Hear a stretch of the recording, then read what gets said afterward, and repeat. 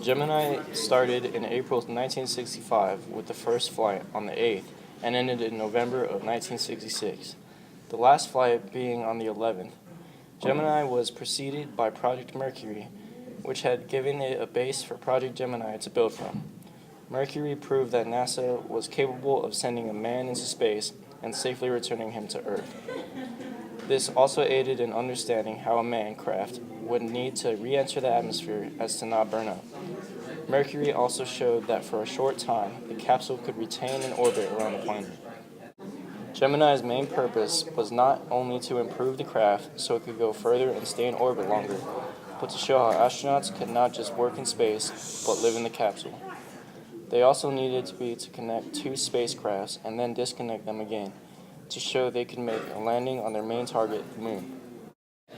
Many astronauts were involved in this project. They were Neil Armstrong, Gus Grissom, Buzz Aldrin, Jim Lovell, Michael Collins, Gordon Cooper, Edward Higgins White, Frank Borman, Wally Schirra, John Young, James McDivitt, Richard F. Gordon Jr., Eugene Cernan, Pete Conrad, David Scott, and Thomas P. Stafford.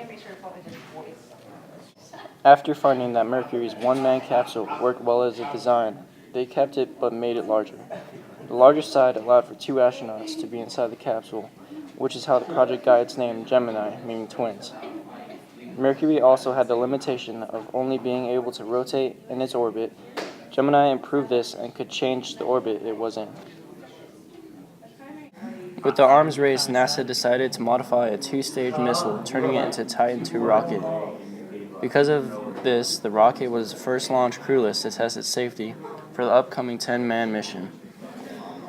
Modifications include a malfunction detection system and a guidance system. The launches took place at Cape Canaveral, Florida. In each mission, NASA proved that they were making progress in a specific area. The third mission tested the capabilities of the new capsule. The fourth mission contained the first U.S. spacewalk, proving that NASA's spacesuit could allow an astronaut to survive in space. Mission 5 proved that Gemini could maintain an orbit, staying outside the atmosphere for 1 week. Gemini 6A and 7 were launched separately and met each other in orbit. Then 7 went on to break NASA's previous record and stayed in orbit for 2 weeks. Then Gemini 8 connected with the unmanned craft, showing it was possible to connect two spacecrafts in orbit. Gemini 9 was to test different ways to fly around and near another craft in space. Gemini 10 connected to another spacecraft and moved both only using its engines or with no help from the other craft. Gemini 11 flew higher than any previous flight. The last mission flown by Jim Lovell and Buzz Aldrin solved many problems from previous missions, further understanding how to live and work both inside and out of the capsule.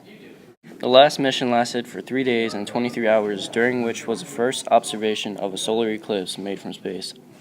Gemini made long-duration space flights, precision-controlled re-entry, and docking two spacecrafts. This would all make the next phase, going to the Moon, obtainable for Apollo.